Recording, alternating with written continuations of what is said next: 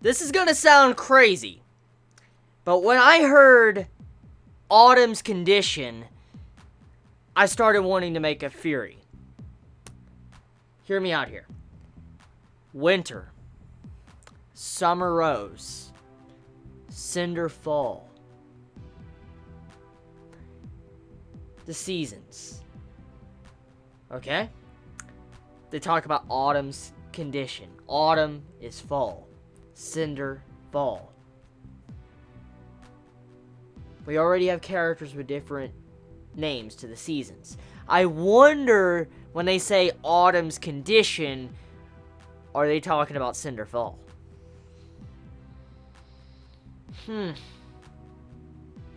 Okay, so besides that, we have a glimpse, a brief glimpse of a larger threat that is coming. A larger threat than we even imagined. We knew there was something, but now we know. Because when we see this meeting going on with Ozpin, we get to see Winter, we get to see, Qrow come in there and start talking about everything. Shit's going down. They start talking about everything, and there's something out there. There's something coming. And with that happening, there's more than meets the eye. And this, I'm liking. I'm liking the way Rooster Teeth is tackling the storytelling when it comes to these scenes. So, good job on them. They're actually doing a lot better with fleshing out the story than I think they were doing in the previous 2 seasons, which is a huge, major plus right there. So, besides that, let's talk about the fight. The fight scene, that fight scene was great. I think that was one of the best fights of RWBY in general. I think that was, because with that music alone was definitely something I didn't expect. Like, that I usually I love the opening songs and stuff of, RWBY, but sometimes the music just, I kind of zone it out. And when I heard that song playing in that fight with Winter and Qrow, that music was just way too good. That was way too fucking good music. But then, the action.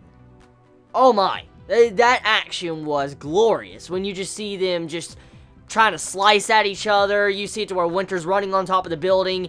Qrow sitting there shooting at her. I mean, there were some crazy scenes in majority of this episode with that fight. And they were roughly even. And now, I don't know if Qrow, how he would probably fight if he was not drunk, because according to what we found out, he's always drunk. And to see how Ozpin reacted to Qrow being drunk when he walks in, it was definitely something very funny to see, because usually when we see Ozpin, he's always that type of character that has this straight face on, and he doesn't really let his emotions slip out. And when you saw it to where Qrow walks in, he's all fucking drunk, he just pulls out some alcohol, he's like, look, fucking starts drinking that shit, and you see Ozpin, he's like, he just shocked.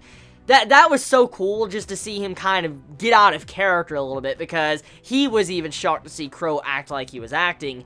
And so pretty cool, once again, on Rooster Teeth being able to show those type of emotions with Ozpin's character, especially with how he was shocked with Qrow. Maybe he's that type of character that's a drunken fighter. I mean, there is some people in the world that actually can fight a lot better being drunk, and maybe he is that type of character. I do wonder, however, if he's not drunk, how is he? Like, can he fight? Because throughout the entire fight, for him to be drunk, he was holding that fucking blade pretty damn nice. Like, it didn't look like he was really that buzzed or drunk at all. It looked like he was just playing around. Actually, majority of the match, it looked like Qrow was just having fun. That's all it looked like to me. It didn't even look like he was really trying. And, I mean, of course, you had it to where, well, why she's like, oh, that was definitely a tie, which I don't really think that was, because the way it looked like Qrow was going easy. It did, with some of his facial expressions. I mean, he just, dropped his guard, put his weapon down, and, had Winter charge him out to stab him, and of course, that fight got stopped, but still, it just goes to show you he didn't really even look at the match as a real match. He wasn't trying. So, Qrow is definitely quite powerful. Now, Winter, however, I wonder what type of role she is going to have as well, because like I said at the beginning of this video, Winter, Summer Rose, Cinder fall, there's a lot of connections with the seasons right now. And I mean, we do know that RWBY has these name connections. I mean, look, you know, RWBY's title, look at how, you know, then that title is. So we do know names play a huge role in the series. So I wonder where Rooster Teeth is going to be taking that.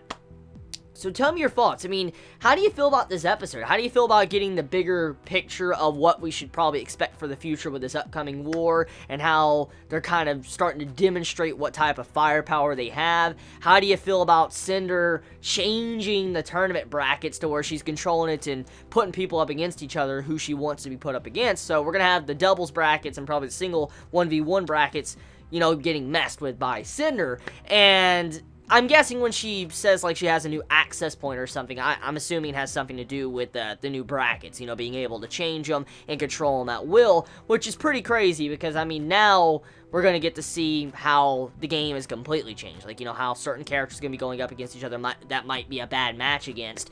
So I'm looking forward to next week's episode to see where it's going to go. But also, we got to see how Cinder and their, you know, her group is actually kind of slightly scared of Qrow, like the way they were acting. So yeah, pretty cool information we got there as well. So let me know your thoughts in the comments below. You all have a wonderful day or night wherever you live. Please be safe. Chibi out.